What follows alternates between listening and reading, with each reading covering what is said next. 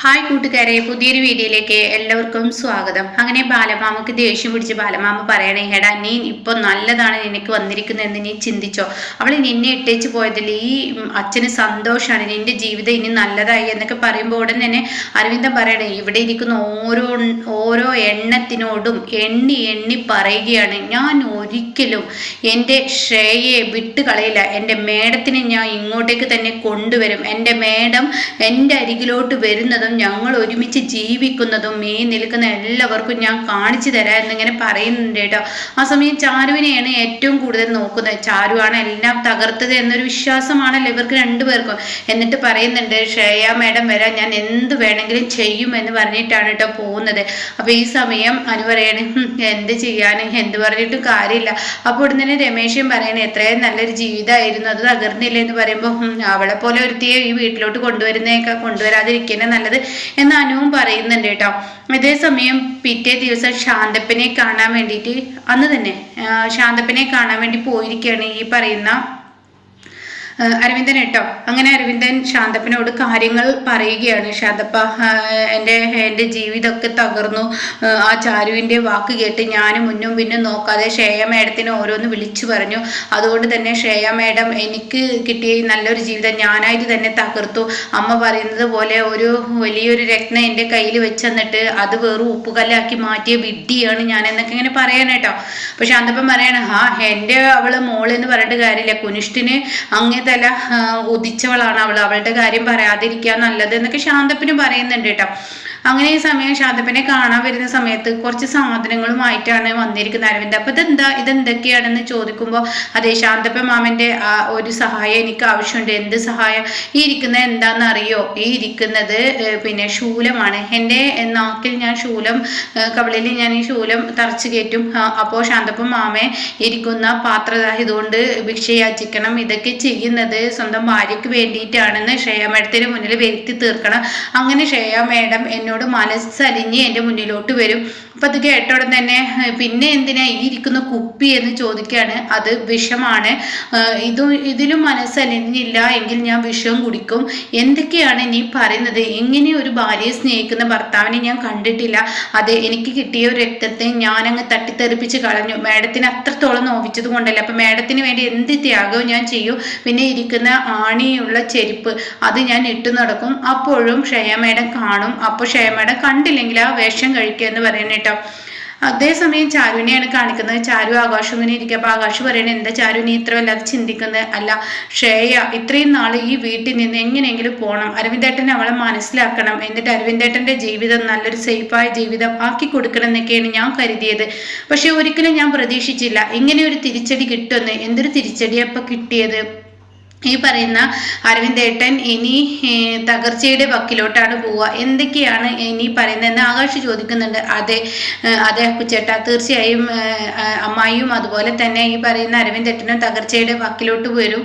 അതുമാത്രമല്ല, തന്നെ കൊണ്ട് ചെയ്യാൻ പറ്റുന്നതൊക്കെ ശ്രേയ അടുത്ത് പോയിട്ട് ചെയ്യും. അതുകൊണ്ട് എനിക്ക് ശ്രേയ ഒന്ന് കാണണം. നീ ശ്രേയയെ കണ്ടിട്ട് എന്താ? അവളെ പോലെ ഒരു വൃത്തികെട്ട പെണ്ണിനെ കാണാൻ ചെന്നിട്ട് യാതൊരു കാര്യമില്ല. മനസ്സാക്ഷി എന്നൊരു സംഭവം അവളിൽ ഇല്ല. അതുകൊണ്ട് തന്നെ അവൾ നിന്നെ എതിർക്കും, നിനക്ക് നല്ല തിരിച്ചടി തരും, അതിന് നിൽക്കണ്ട. അപ്പോൾ ഉടൻ തന്നെ ആകാശിനോട് പറയാണ്, എനിക്ക് തിരിച്ചടി തന്നാലും ശരി, ഇനിയിപ്പോൾ ശ്രേയ എത്രയും നാൾ ഈ വീട്ടിൽ നിന്ന് പോകണമെന്നായിരുന്നു ആഗ്രഹം.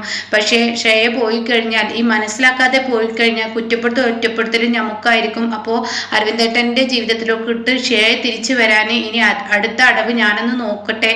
എൻ്റെ ചാരു, നീ ഒരു കാര്യം മനസ്സിലാക്കി, ഇത് ശ്രേയയാണ്. ശ്രേയയോട് കളിക്കുമ്പോൾ നീ ഒന്ന് ശ്രദ്ധിക്കണം.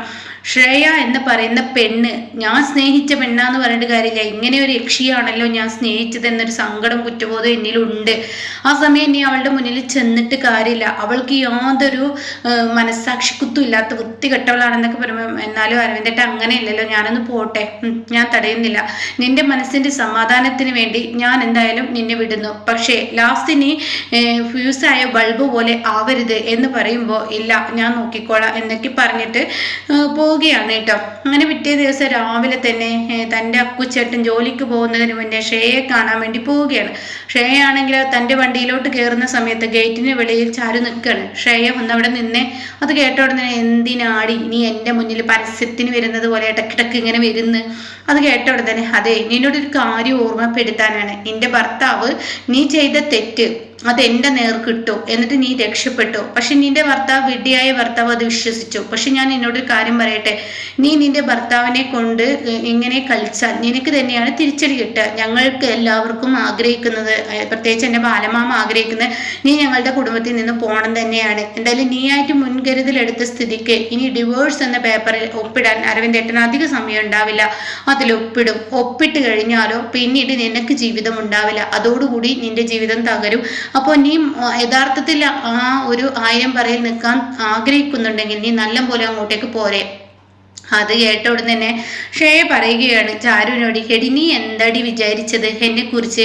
ഞാൻ അയാളെ ഒരു നായയെ പോലെ, ഒരു തെരുവ് നായയെ പോലെ 4 പുറകിട്ട് ഓടിക്കും. അതാണ് എൻ്റെ ലക്ഷ്യം. പിന്നെ ഒരിക്കലും അയാൾക്ക് ഞാനൊരു ഡിവോഴ്സ് ഒന്നും കൊടുക്കില്ല. അത് ഞാൻ വെറുതെ അയാളുടെ മുന്നിൽ പറഞ്ഞതാണ്. അങ്ങനെ ഒരു സംഭവം തന്നെ അയാൾക്ക് ഞാൻ കൊടുക്കില്ല. അയാളെ ഞാൻ ഈ നാട് മുഴുവൻ എന്നെ തേടി എന്നെ ഓർത്ത് കരഞ്ഞുകൊണ്ട് അയാളും അയാളുടെ അമ്മയും കിടന്ന് നരകിക്കണം. കാരണം എന്താ അറിയോ, എനിക്ക് എൻ്റെ ജീവിതത്തിൽ എൻ്റെ ഭർത്താവായി വരേണ്ടവൻ ആകാശാണ്. പക്ഷെ എൻ്റെ ജീവിതം തകർത്തവൻ ആദ്യത്തെ കരു എന്ന് പറയുന്നത് ഈ പറയുന്ന അരവിന്ദൻ്റെ അമ്മയുമാണ്. അപ്പൊ അവർക്ക് ഞാൻ ശിക്ഷ കൊടുക്കും. പിന്നീട് നിങ്ങളുടെ കുടുംബത്തിലെ ഓരോന്നായിട്ട് എണ്ണി ഞാൻ ഉത്തരം വരപ്പിക്കും. ഇതാണ് എൻ്റെ ലക്ഷ്യം. എൻ്റെ ലക്ഷ്യം നിറവേറാനുള്ള ഒരു ആയുധമാണ് ഈ അരവിന്ദൻ. അപ്പൊ അരവിന്ദൻ കുറച്ച് കിടന്ന് കഷ്ടപ്പെടട്ടെ, എന്നെ കിട്ടാൻ വേണ്ടിയിട്ട് അവന് കിടന്ന് കഷ്ടപ്പെടട്ടെ. നീ വിചാരിക്കുന്ന കിടപ്പാടൊന്നും എടുക്കാൻ ഞാൻ സമ്മതിക്കില്ല എന്നൊക്കെ പറഞ്ഞിട്ട് ചാരുവിന്റെ മുന്നിൽ നിന്നും ഷേയ പോവുകയാണ്. ഇതേ സമയം അരവിന്ദനെ കാണിക്കുന്നത്, അരവിന്ദൻ എന്ത് ചെയ്യുന്നു, അമ്പലത്തിൽ കയറിയിരിക്കുകയാണ്. ശൂലം കവളിൽ കുത്തി കയറ്റിയിരിക്കുകയാണ്. എന്നിട്ട് നാട് മുഴുവൻ പിന്നാലെ ശാന്തപ്പനും ഉണ്ടല്ലോ, ചട്ടി എടുത്ത് ശാന്തപ്പൻ ഇങ്ങനെ നടക്കുകയാണ്. അയ്യോ ധർമ്മം തരണേ, ഭാര്യയോട് തെറ്റ് ചെയ്ത വ്യക്തിയാണ്, ഇയാളുടെ ശാപത്തിന് അങ്ങനെയൊക്കെ പറഞ്ഞിട്ട് ഇങ്ങനെ ഭിക്ഷചട്ടി യാചിക്കുകയാണ്. അപ്പോൾ ഷേയ വരുന്ന ആ വഴിക്ക് തന്നെയാണ് ഇവരിത് ചെയ്യുന്നത്. അപ്പോൾ ഷേയ വഴി വരികയാണ്. അപ്പോൾ ഷേയ ഇത് കാണുകയാണ്. ഷേയ ഇത് കാണുമ്പോൾ ഒപ്പം ഡ്രൈവറും ഉണ്ടല്ലോ. അപ്പോൾ ഷേയ ഇത് കാണുകയാണ്. അപ്പോൾ ഇത് കാണുമ്പോൾ ഷേയ ആദ്യം ഒന്ന് നോക്കും. അങ്ങനെ ഷേയുടെ മുന്നിലോട്ടും ഈ ഭിക്ഷശക്തിയുമായി വരുമ്പോൾ മാഡത്തിനോട് തെറ്റ് ചെയ്തു എന്നൊരു കുറ്റബോധം കൊണ്ടാണ് ഈ നിൽക്കുന്ന അരവിന്ദൻ ഇങ്ങനെയൊക്കെ ചെയ്യുന്നത്, ശൂലം തെറിച്ചിരിക്കുന്നത്. അപ്പോൾ മാഡം ക്ഷമിക്കണം, മോൾക്ക് വേണ്ടി എന്തും എൻ്റെ മോന് ചെയ്യും, അരവിന്ദൻ ചെയ്യും, അതുകൊണ്ട് ക്ഷമിക്കണം എന്നൊക്കെ പറയുമ്പോൾ അത് കാണാൻ പോലും നിൽക്കാതെ വാ നമുക്ക് പോവാ എന്ന് പറഞ്ഞിട്ട് ഡ്രൈവറെയും വിളിച്ചു പോവുകയാണ് കേട്ടോ. ഈ സമയം അരവിന്ദൻ പറയാണ്, ഞാൻ പറഞ്ഞില്ലേ എൻ്റെ ഈ അടവുകൾ പോവില്ലെന്ന്, അത് ചീറ്റി പോകുന്നു. അപ്പോൾ അതുകൊണ്ട് തന്നെ ഇനി അടുത്ത അടവ് നോക്കാം, നാളെ ആവട്ടെ വീട്ടിലോട്ട് പോകാമെന്ന് പറഞ്ഞിട്ട് വീട്ടിലോട്ട് പോകാൻ നിൽക്കുക. ഈ സമയം ചാരു കാണാം തൻ്റെ വീട്ടിലോട്ട് വരുന്നത്. അപ്പോൾ ആകാശം കാണാം ഓഫീസിലോട്ട് പോകാൻ നിൽക്കുന്നത്. അപ്പോൾ ആകാശ് ചാരുവിനെ കാണുമ്പോൾ, ചാരുവിൻ്റെ മുഖം കാണുമ്പോൾ ആകാശിന് മനസ്സിലായി ഫീസായി പോയ ബൾബ് തന്നെയാണ് ഇതെന്ന്. എന്താ ഞാൻ പറഞ്ഞത് തന്നെ സംഭവിച്ചൂലേ, നിന്റെ മുഖത്ത് പ്രകാശമില്ല. അപ്പം അതിനർത്ഥം അവളിൽ നിന്ന് എനിക്ക് കിട്ടേണ്ടത് തന്നെ കിട്ടി. ഞാൻ പറഞ്ഞില്ലേ അവൾ ഒരിക്കലും നേരാവാത്തൊരു പെണ്ണാണെന്ന്. കാരണം എനിക്ക് തന്നെ എന്നോട് പുച്ഛം, ഞാൻ പലവട്ടം എൻ്റെ മുഖത്തോട്ട് കാക്കിച്ച് തുപ്പിക്കൊണ്ടിരിക്കുകയാണ്. അത്രയും വൃത്തികെട്ടവളെയാണ് ഞാൻ സ്നേഹിച്ചത്, സ്വാർത്ഥ താല്പര്യക്കാരിയാണ്. അതിനു മുന്നിൽ അവൾക്ക് ഒരു സ്നേഹം മനസാക്ഷി എന്നൊന്നും അവളിൽ ഇല്ല. അങ്ങനെ ഒരു പെണ്ണിന്റെ മുന്നിൽ നീ എന്ത് ചെന്ന് പറഞ്ഞാലും അവള് നിന്റെ അടുത്തോട്ട് വരില്ല എന്ന് പറയുമ്പോൾ ഉടൻ തന്നെ അക്കുചേട്ടൻ പറഞ്ഞത് ശരിയാണ്, പക്ഷെ എങ്കിലും അരവിന്ദേട്ടന് വേണ്ടി ഞാൻ അതെങ്കിലും ചെയ്യണ്ടേ എന്നിങ്ങനെ പറയും. നീ ചെയ്തു, എന്തായാലും ഇനി ഇതിനെ കുറിച്ച് ഓർത്ത് ദുഃഖിക്കണ്ട, നീ പോയിക്കോ, നീ വന്നു, ഇനി അവരുമായുള്ള ജീവിതം അവരായിക്കോട്ടെ എന്ന് പറഞ്ഞിട്ട് ചാരുവിനെ സമാധാനിപ്പിച്ച് ആകാശ് വിടുകയാണ് കേട്ടോ. അപ്പോൾ ഇനി ഇവിടുന്ന് അങ്ങോട്ട് ഷേയ അരവിന്ദനെ ഇട്ട് ഒരു പാഠം പഠിപ്പിക്കുന്ന ആ ഒരു ലക്ഷ്യമാണ്. ലാസ്റ്റ് അരവിന്ദൻ മരണത്തിലോട്ട് തന്നെയാണ് കേട്ടോ ഇനി പോകുന്നത്.